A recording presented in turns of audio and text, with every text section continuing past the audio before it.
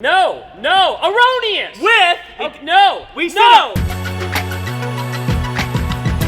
Welcome to Fantasy Talk. I'm Ty, this is Coach. You got Cobes down there in the end, Core over here, Gare on the far end over here to your left, my right. This is a time when we take a look at our fantasy teams after week one and we think to ourselves, where did I go right? And maybe a little bit of where did I go wrong? Ty, I'd like to start with just a quick recap of everybody's history in fantasy football. I'm a 2-year veteran. Really feel pretty experienced myself. Cody, Two full years, or is this your second year? I actually played once in college, once last year, so now would be my third year. All right, good answer. Nice. Yep. Coach, how about you? I'm 15 years straight.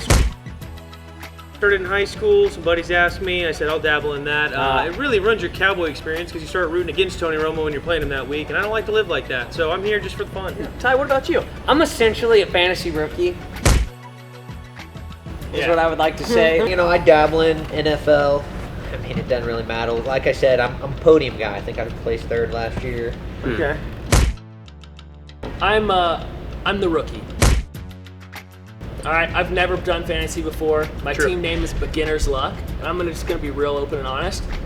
I have Andrew Luck on my team, but I didn't even think about that when I made my team. I would actually consider myself a fantasy future star because let's take a look at what I did last year. I drafted guys like Melvin Gordon, guys like Amari Cooper, went off. Guys like Danny Woodhead. This doesn't make sense unless they know you got dead last in our league last year. Dead last! After trying extremely hard. He almost missed a huge bug because his head was like this in a deer blind. Yeah, he literally couldn't have tried any harder and he got dead last. Yeah. And then, to top it all off, he did not follow through. No, erroneous. We set a penalty out and Tyler did not do the penalty when he got last place. He's the worst human ever! No! Tyler Tony's my favorite guy and do perfect. He shouldn't be because he's a lying thief. Shouldn't even be in our league this year. No integrity. Well, here's the deal. Our new penalty, boys and girls, let me tell you this. It's go back in the days when you were senior year of high school and you're applying to your dream college, the ACT. And man, that thing was scary. It was always a little harder than the SAT. And here's the deal, boys. Last place of this league, they got to go score 12. You might be thinking, 12's pretty easy. Not when you haven't been studying for the last 15 years, okay? Is it like the SAT where the max score has increased? No, it's still 36. years. Is it 36? It's 36. 32. 36 is the highest. 32. No, 36 is the highest. I really don't think anybody in this room would get a 12 right now. I would absolutely. Let's go around. Who won and who lost this week? That's a great idea, Raise Corey. your hand if you Which won. league are we talking about here? Another one. We're all in together. Oh, Raise your hand if you won. Sure did, boys. I'm waiting. Remember, week 2. All right, a much more exciting raise your hand. Raise your hand if you drafted Calvin Megatron Johnson. In my defense. Hold on. No, he really did. He went in the moment. Guys, Walk us through it. it's hard to argue with 2015 numbers of Calvin Johnson. So much so that you felt the need to grab him. Turns out he retired, and in the moment of deciding, I forgot. And I should have picked up on that in the 8th round of the draft that Calvin Johnson, if he was still playing, would not be available. But it's true. I dropped him after the draft was over. Picked up some scrub anyway. But When Cody drafted Calvin Johnson, I've never seen so many ha-ha-has on a draft message board in my entire life. they were there. There were a few. Just so you guys know, our last year's fantasy league, the champion went 0-4, and he was like, true. guys, don't freak That's a out. good Like, point. I'm fine, and he won the championship. So I know there's a lot of just emphasis going on week 1, and everyone's like, who raised your hand if you're a winner of week 1? Like he wouldn't have raised his hand, yet he won the league. So I just want to put that in perspective for everybody. Or week 4. Yeah, correct. But at the same time, you look at that and you think to yourself, well, Ty was also in that boat. And then he still got last. Yeah. So, I mean, Let's do a little live trade. All right, Let's let's do some live trades. Here's the deal. You guys can put up my team right here. I got Cam Newton. I got Mark Ingram. I got Melvin Gordon. Okay. I got the one and only twerking man himself, Antonio Brown. yeah, he did Great twerk, though. Okay, you know what I mean? I got Dante Moncrief. I got Zach Ertz. Got the Bengals defense. I got Emmanuel Sanders at flex. And then I got the one and only Steven Hauschka. That was remarkable. Okay? I need receivers. I'm gonna be open about that. I got Matt Stafford, had a great week 1. He looked slim. Looked Had a good. good offseason. Shout Probably ate out, a lot of Matt. vegetables. I've got Doug Martin, Jonathan Stewart. Then my receivers are John Brown and Deshaun Jackson. Gronk is my tight end. Mohamed Sanu would be my flex. I got the Steelers D. And Adam Vinatieri, you got my 12. But remember, Weak team overall. Jamal Charles is the LeBron James of the NFL. He's Injury coming prone. back. He is injury prone, but we're going to say our prayers tonight and hope he doesn't get hurt. That's my team. It's weak. I know that going into it. I need a running back, as you guys can clearly see. So, anyways, I am proposing a trade to Cody as of right now. Dante Moncrief, who had 18 points in the PPR league that He we did. play in last He week. did. Not bad. Or Calvin Johnson.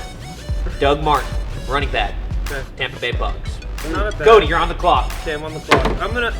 I think, dude, just I me just- listening over here, I think he has a stacked running back committee that he can part way with one, and I can add a very good receiver in Dante Moncrief. Okay. Which is what Cody tried to do when he drafted Calvin Johnson No in the doubt. 5th round. No doubt. Yeah. Listen, I'll tell you right now, Garrett, I would accept that trade, like, right now if I knew Jamal was playing week 2. Dang it, I don't know what to do. I'm Those are in the freaking out. pickups after the show's I need over. help. I need to phone a friend. All right, I'm right here. What do you need? Gosh dang it. I've never been so stressed in my life, Hey, man. That's trade or not no true. trade is not a stressful situation. Baby 1, baby 2, most stressful days of your life. Way No, more man, stressful. raising kiddos way easier than fantasy. Really? That was a complete lie. What is the official I offer? think my official stance at this point is I should give my team another week. Oh, wow. That was Well, exciting. that makes now, this that a was completely riveting worthless content. segment. Fantasy trades are fun, but I got a conundrum. That's a word. Well, we I have a still conundrum. are in live trade. Yeah, but I right think now. they're bored of your trades. So here's the deal. Kobe, how do you feel about your Dak Prescott pickup? Oh, I am fully on board with the Dak attack. How many points do you have week 1? I think he had 11 or 12. Just 10. 10. He's on my team. I mean, he's my Tom Brady backup, waiting for Tom to come back. I feel good about Dak. I mentioned this earlier in the broadcast, but I want to go ahead and give props to Matt Stafford. You know, in this offseason, I think he lost some weight, got his mind right, and he's back. And he doesn't have Calvin Johnson, as I found out in the draft. But man, is he finding those receivers and getting them the Good ball. for him. Cheers to you, Matt. I'm going to speak to a member on my team who posted a 1 this week. Ooh, been there. Which some might argue, well, I would hope, it's easy to get most improved if you only scored 1. But I'm looking for drastic improvement, okay? I'm looking for this man to finish this year in a top 10 at his position. Wow. And that man is Kobe Fleener, tight end, New Orleans Saints. The only player that I'd really like to see some serious improvement from is Dez Bryant himself. Yep. He really came. He through for me put up with a 1-pointer. He put up a. Well, if you don't say a donut, what do you call one? A goose egg? And it wasn't great. He's projected at least 15. Yeah. Projected for 15 next week. We'll Okay. see what happens. Yeah, I gotta say the person I'm most disappointed with on my team that he needs to step up is my yourself. kicker. Oh, the kicker. Yeah, dude, when your kicker is second in the league, you expect more than 5 points. Yep. All right, everybody, we're going to wrap this up. Yep. Feel free to comment below who you think out of us has the best chance to win the season. You've heard a little bit about our teams. You got a feel for it. Comment below out of the DP crew who you think's going to win. Team Cody. Team Kobe. Nope, with a D. I'm back, baby. Remember, I'm the commissioner. I can change the points at any time. So, hey, vote for me. Thanks for watching Week 1 Fantasy Talk. That's Cobes, Ty, Core, and Gare signing off for now. Make sure you click here to subscribe to The Whistle. Do it Adios, right now. muchachos. See ya.